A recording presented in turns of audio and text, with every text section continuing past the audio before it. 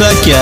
अरे बाबू दूध से भी शुद्ध बनी बोला जानी बोले महंगा बनाना कीमत बचोले कि हमके बुझो मत ऐसा वैसा में।